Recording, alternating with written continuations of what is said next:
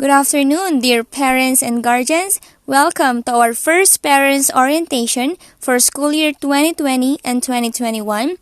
Today, August 19, 2020, the do's and don'ts for this school year will be discussed. Hashtag the new normal. Before we start, may we request all the parents and guardians to pause for a while. Atin pong uumpisahan ang programang ito sa pamamagitan po ng panalangin. Ihinto po muna ang mga pinagkakabalahan at sabayan po natin ang isang mataimtim na awitin.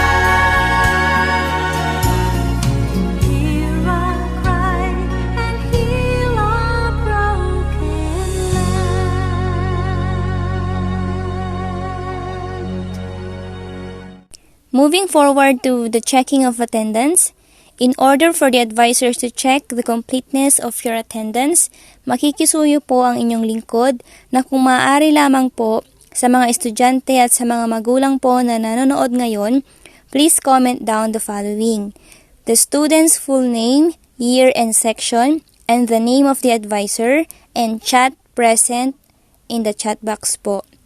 And then after that, Sit back and relax as we go on to the flow of our parents' orientation.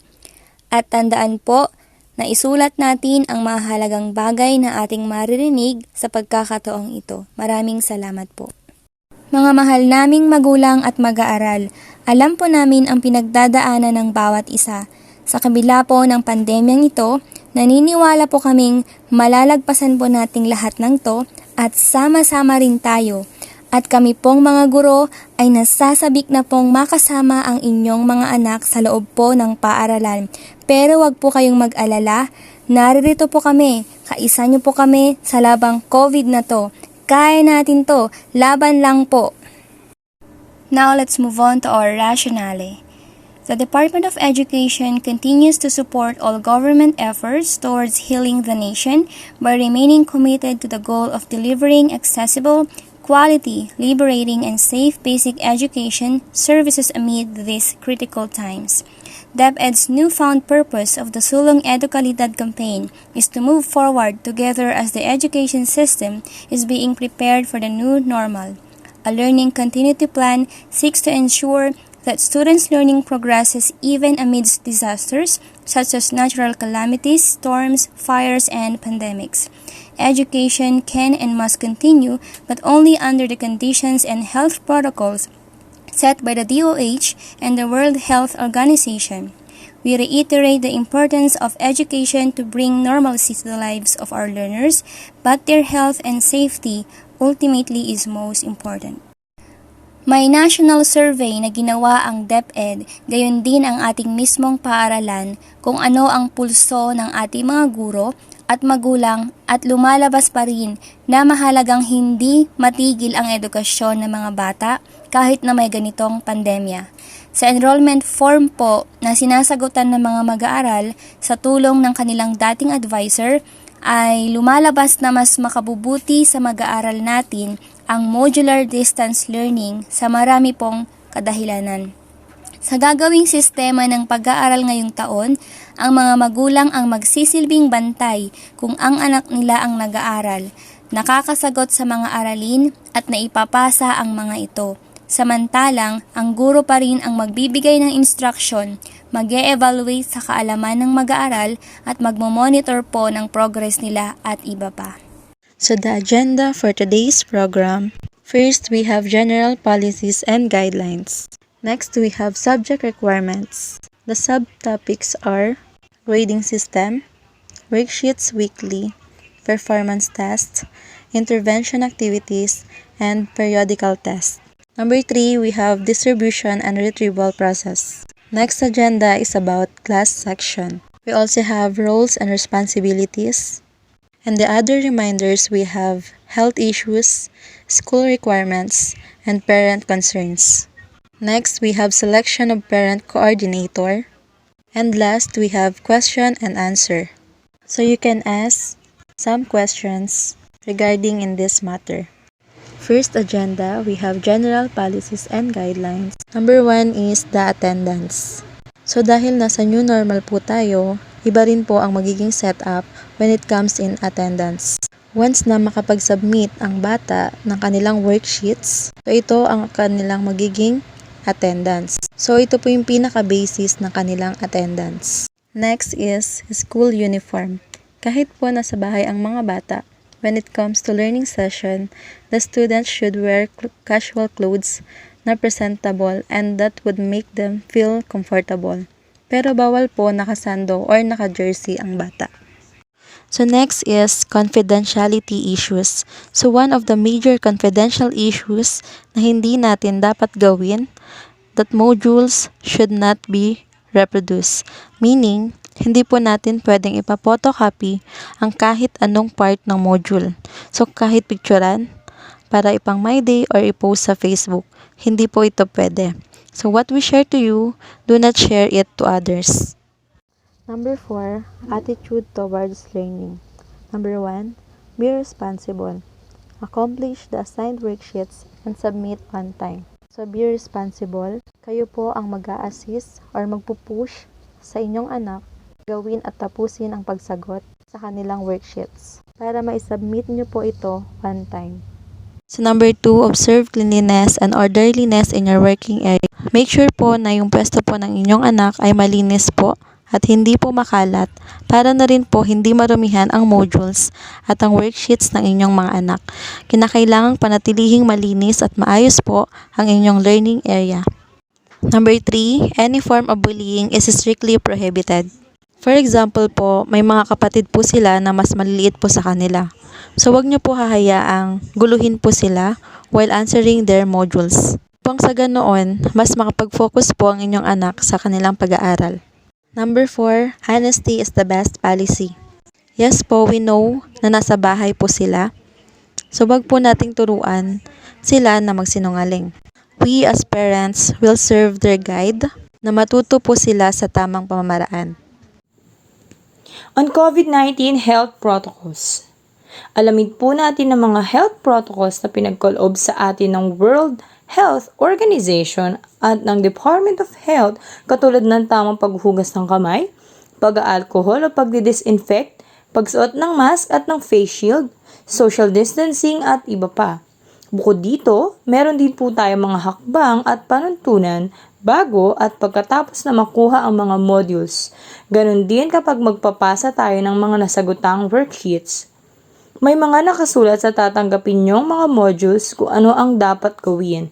Lagi po nating tandaan ang mga paraan para makaiwas sa anumang sakit, lalo na ang COVID-19. Mahigpit po ang ipinagbibilin na ang parent or guardian na 18 years old and above ang kukuha ng mga module at magsasubmit ng nasagutang worksheet sa takdang lugar, araw at oras. So in general policies and guidelines, we have DepEd Child Protection Policy, Division Office number 40, series of 2012. So DepEd shall ensure that the school or learning area is safe place for the education of children. The best interest of the child shall be the paramount consideration in all decisions and actions involving children.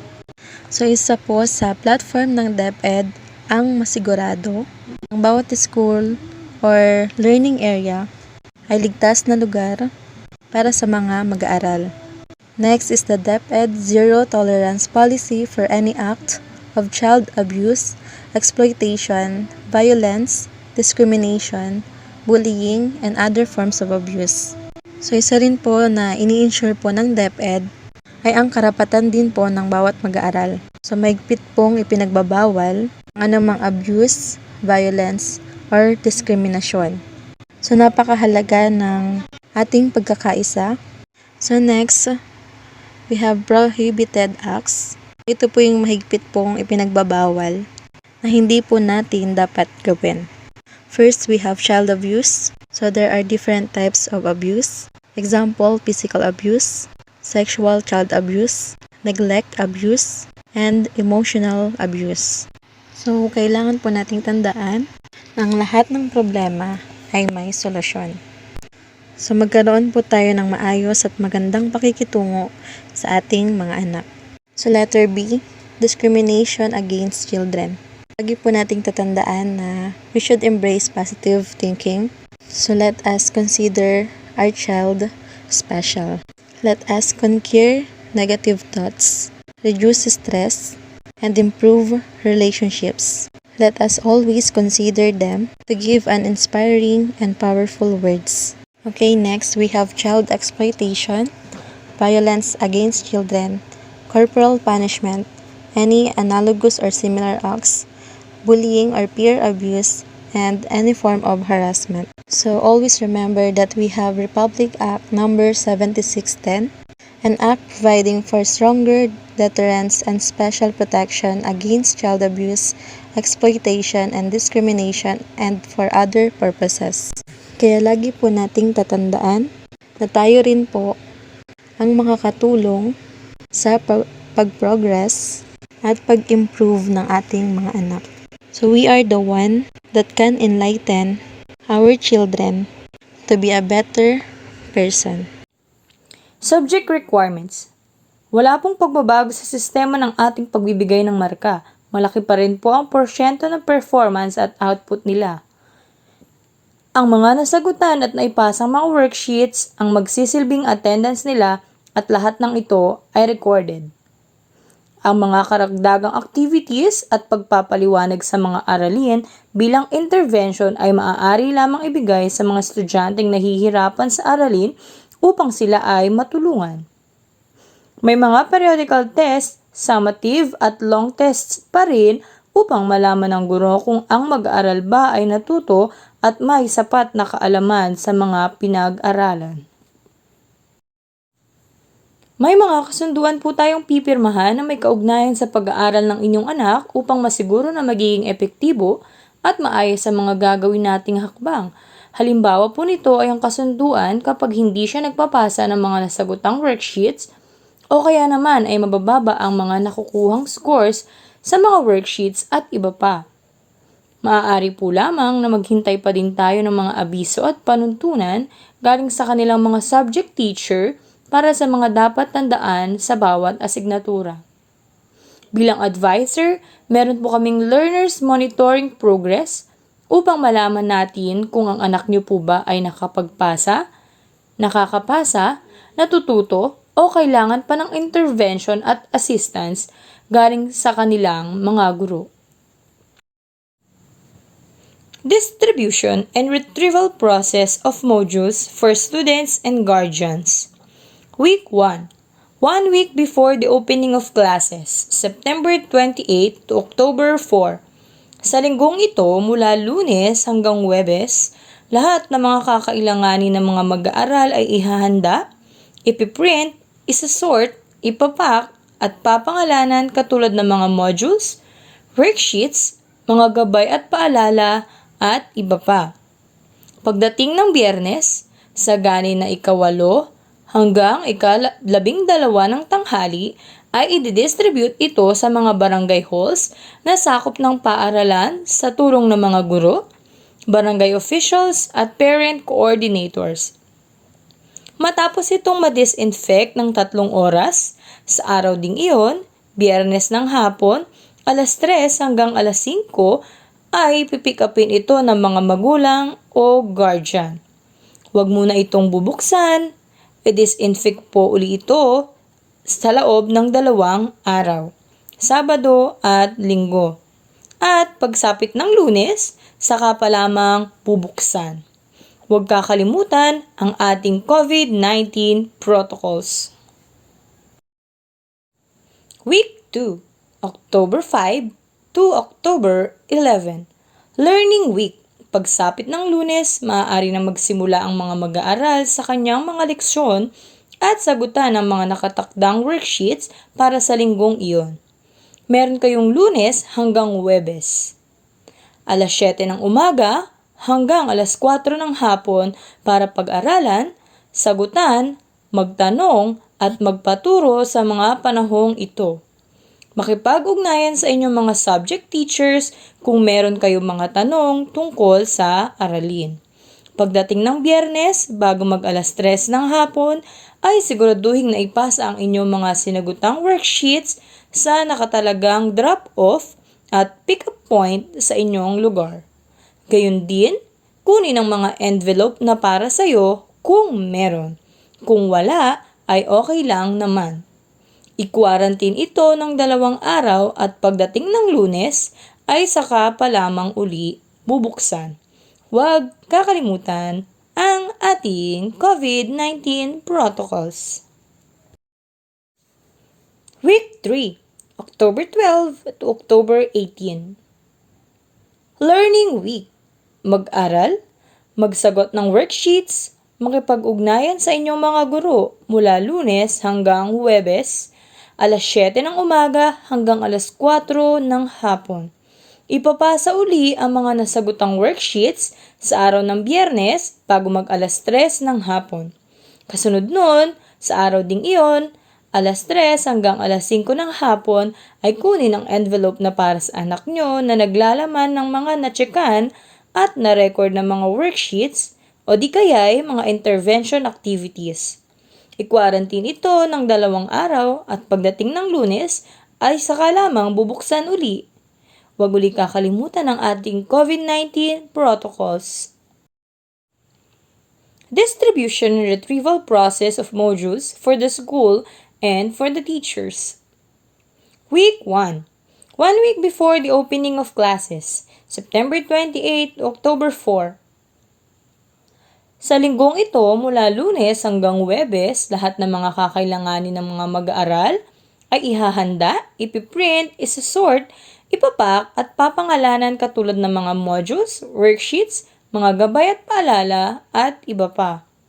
Ang ibang guro naman ay gumagawa ng mga iba pang paghahanda.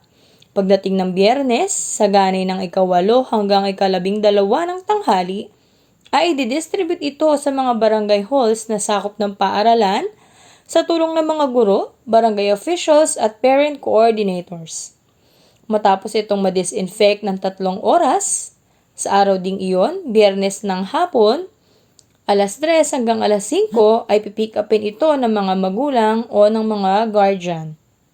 Huwag muna itong bubuksan, i-disinfect po uli ito sa inyo ng 2 araw, sa loob ng Sabado at Linggo. Pagsapit ng Lunes, saka pa lamang bubuksan. Huwag kakalimutan ang ating COVID-19 protocols. Week 2, October 5 to October 11. Ang mga guro, habang kayo ay nag-aaral, ay gumagawa pa rin ng iba pang paghahanda, katulad ng mga intervention activities na pwede ninyong magamit. Ang mga ito ay maaaring ipasa sa mga naka-assign sa preparation packing sa araw ng Huwebes para maisama sa distribution at retrieval ng mga nasagutang worksheets ng mga mag-aaral kinabukasan. Sa ganap na ika-3 hanggang ika-5 ng hapon sa nakatalagang drop-off at pick-up point sa inyong lugar. Dadalhin ng mga ito sa paaralan at i-disinfect ng 2 araw. Huwag kakalimutan ang ating COVID-19 protocols. Week 3, October 12 to October 18. Ang mga guro ay mag-check, magre-record, gagawa ng intervention activities para sa inyo. Magmo-monitor ng inyong progress, sumasagot sa inyong mga tanong, nagtuturo at iba pa. Ang mga na-checkan, na-record, at intervention activities ay papasa muli sa preparation packing team sa araw ng Huwebes para maisama sa envelopes ng mga mag-aaral na i-distribute kinabukasan kasabay na din ng retrieval ng mga bagong nasagutang worksheets ng mga mag-aaral sa ganap na ika-3 hanggang ika-5 ng hapon. Ito ay dadalhin uli at i-disinfect ng 2 araw. Huwag kakalimutan ang ating COVID-19 protocols. Sectioning. Ang ating mga mag-aaral ay nakasection base sa barangay at modality na kanyang kinabibilangan. Kung sakaling ang mga mag-aaral ay napabilang sa kalapit nitong barangay, huwag mag-alala dahil ang pagkuha pa rin ng module at ang pagpasa ng sagutang worksheets ay per barangay o depende sa pick-up point na malapit sa inyo. Schedule. Dahil modular distance learning ang ating modality, pwede kayong gumawa ng sarili ninyong schedule ng anak nyo kung saan kayo komportable. Ang mahalaga po ay masagutan ng mga anak ninyo ang assigned worksheets for the week at maipasa ito sa takdang oras at sa takdang lugar.